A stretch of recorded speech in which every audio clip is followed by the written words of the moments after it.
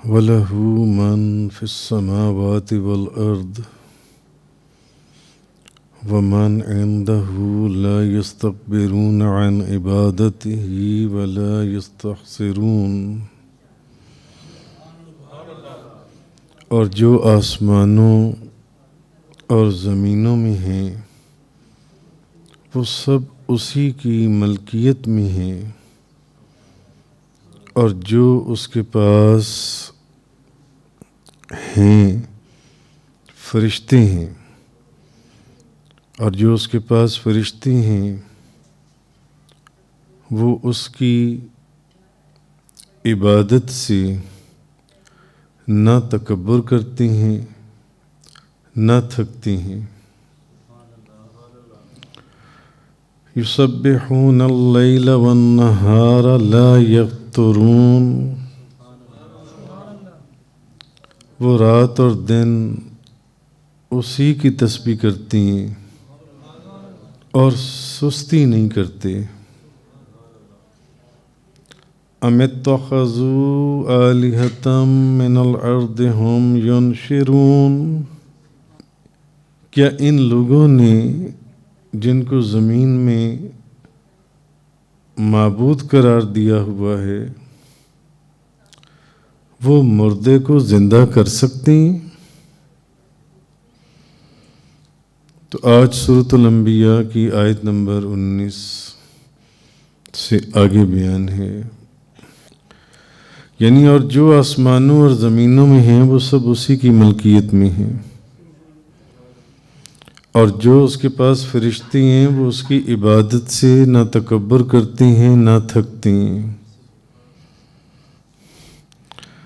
وہ رات اور دن اسی کی تسبیح کرتے رہتے ہیں اور سستی نہیں کرتے۔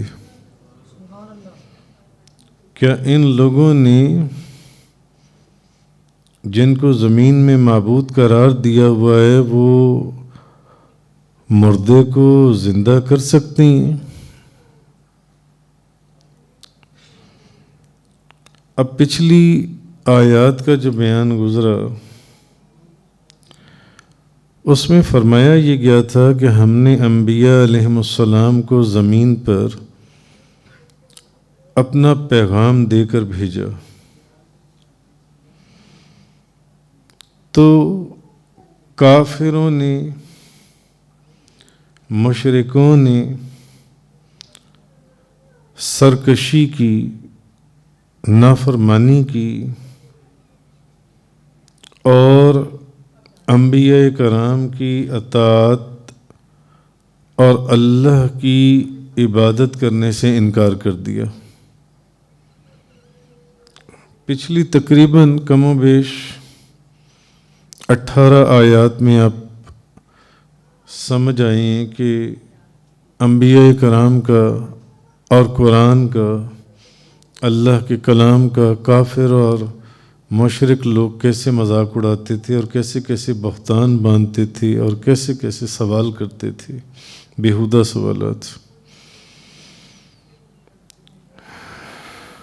اب جب نبیوں کو اللہ نے اپنا پیغام دے کر بھیجا تو کافروں نے اور مشرکوں نے نافرمانی کرتے ہوئے نہ تو انبیاء کرام کی اطاعت کی بلکہ اللہ کی عبادت سے بھی انکار کر دیا۔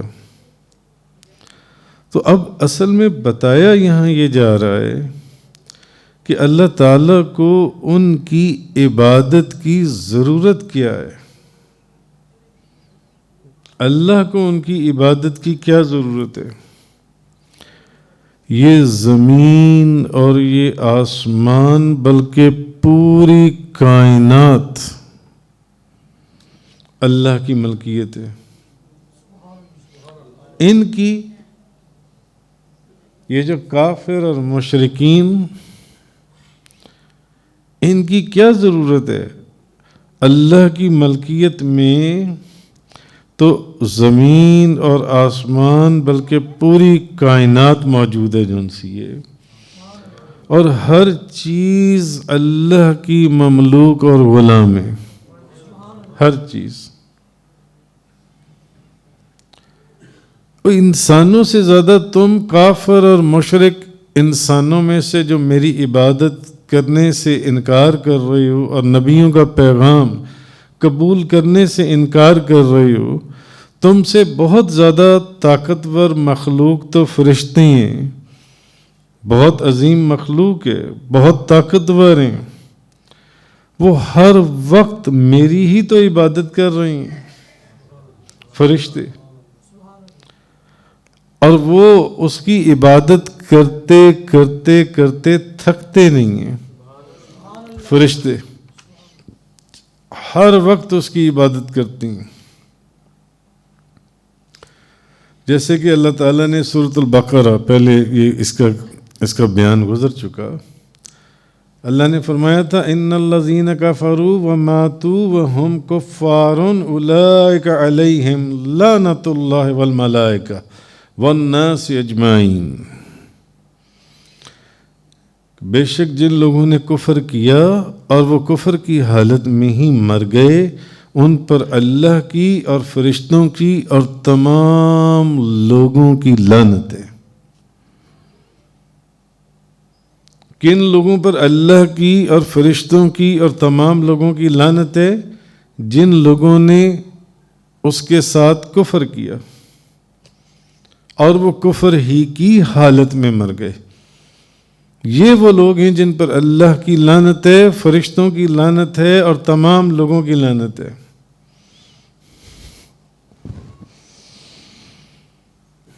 یہاں پر ایک نقطہ مفسرین نے لکھا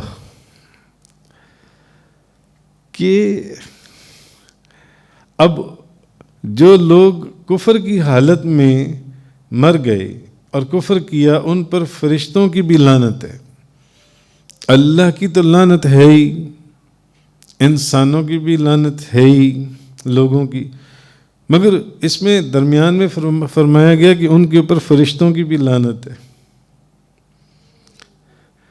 مگر اب دوسری طرف قرآن کریم کئی جگہوں پر یہ فرما رہا ہے کہ فرشتے تو ہر وقت اس کی عبادت کرتے ہیں، ہر وقت اس کی تسبیح بیان کرتے ہیں،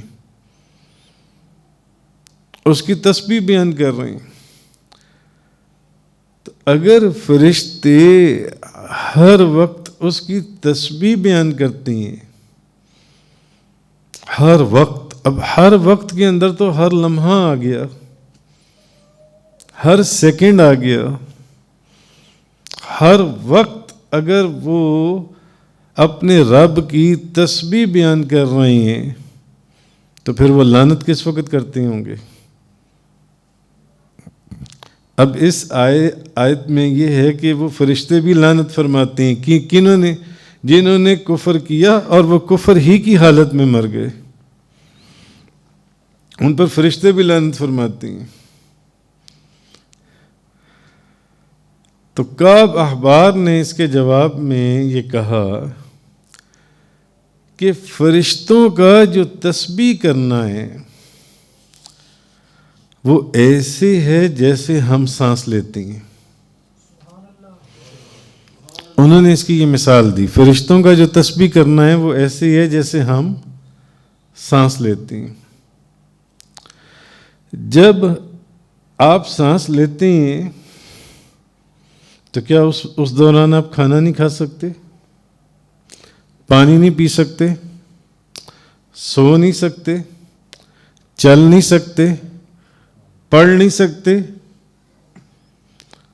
ایک طرف تو آپ سانس بھی لے رہی ہیں مگر دوسری طرف آپ چل بھی رہی ہیں، آپ بیٹھے بھی ہوئے ہیں، آپ پڑھ بھی رہی ہیں، آپ لکھ بھی رہی ہیں، آپ سن بھی رہی ہیں، آپ دیکھ بھی رہی ہیں، آپ کھا بھی رہی ہیں، آپ پی بھی رہی ہیں، آپ باتیں بھی کر رہی ہیں، قرآن کریم کی تلاوت بھی کر رہی ہیں، درود پاک بھی پڑھ رہی ہیں۔ تو کیا ان کاموں کی وجہ سے آپ سانس نہیں لے پاتے کہ ایک وقت میں ایک ہی کام ہوگا؟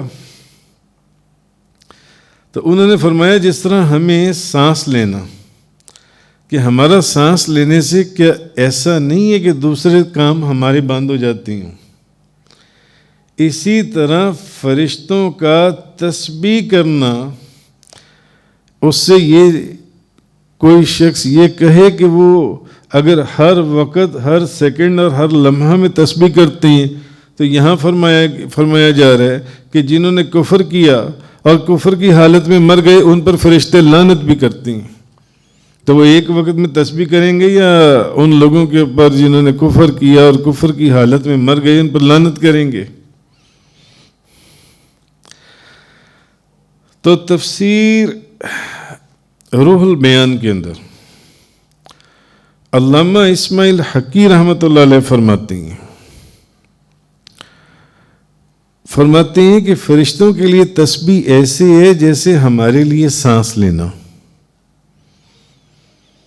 جس طرح ہمارا کھڑا ہونا، جیسے میں نے آپ کو بھی مثال دی، کھڑا ہونا، بیٹھنا، کلام کرنا اور دوسرے کاموں میں مصروف ہو جانا، اس سے ایسا تو نہیں ہوتا کہ ہمارا سانس بند ہو جائے. ہم ساتھ ساتھ سانس بھی لے رہے ہوتے ہیں، ساتھ ساتھ سن بھی رہے ہیں، ساتھ ساتھ دیکھ بھی رہے ہیں، ساتھ ساتھ پڑھ بھی رہے ہیں، ساتھ ساتھ لکھ بھی رہے ہیں، ساتھ ساتھ کھا بھی رہے ہیں اور پی بھی رہے ہیں.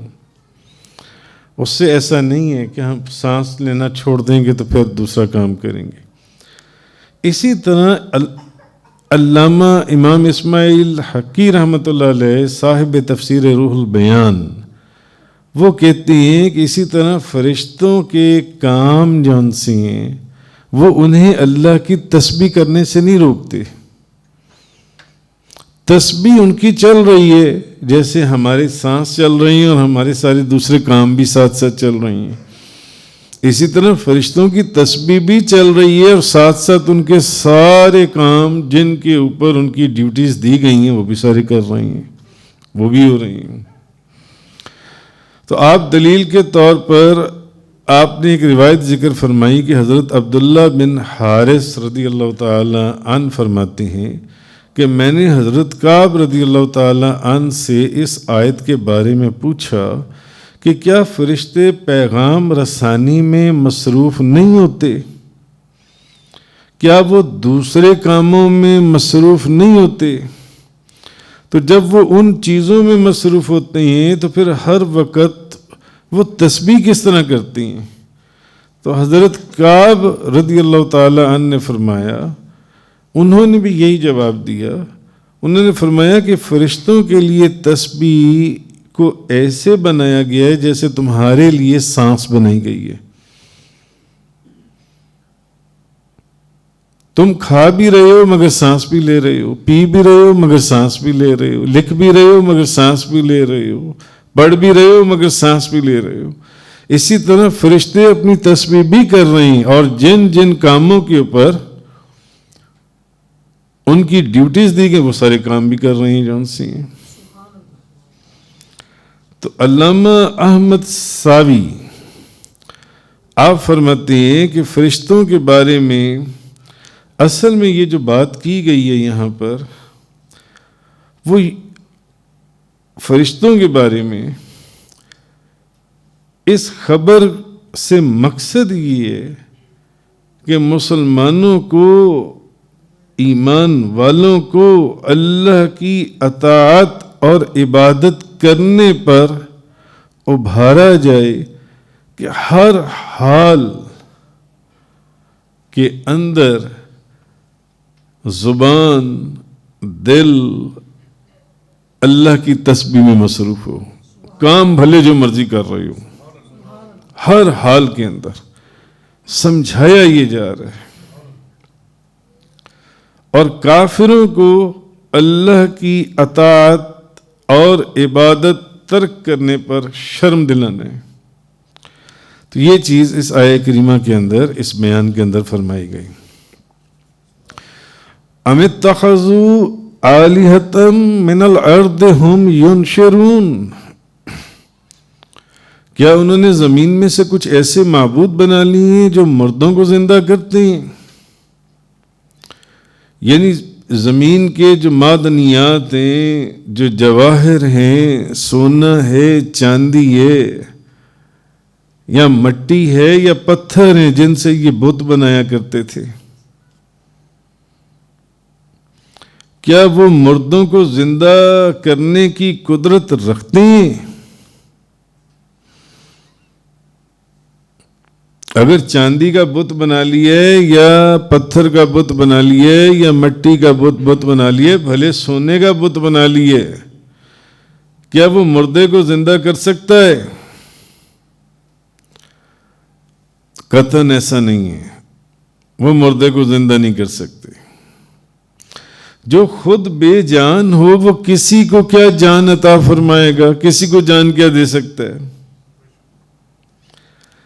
تو تم ایک باطل دنیا اور کھلی گمراہی کے اندر مبتلا ہو۔ معبود وہ ہے جو ہر چیز پر قادر ہو، معبود وہ ہے۔ اور جو نہ زندگی دے سکتا ہے، نہ نفع پہنچا سکتا ہے، نہ نقصان پہنچا سکتا ہے۔ کتنے بے وقوف ہو تم لوگ کہ تم اس کو ان کو معبود بنا کے بیٹھتے ہو، اپنے ہی ہاتھوں سے اپنے ہی توڑے ہوئے پتھروں کو یا جواہر کو پگھلا کر تم ان سے معبود بناتے ہو اور ان کی عبادت کرتے ہو۔ وآخر دعوانا الحمدللہ رب العالمین۔ تفسیر قرآن کا یہ لیکچر انگلش میں سننے کے لیے براہ کرم ڈسکرپشن میں موجود لنک پر کلک کریں۔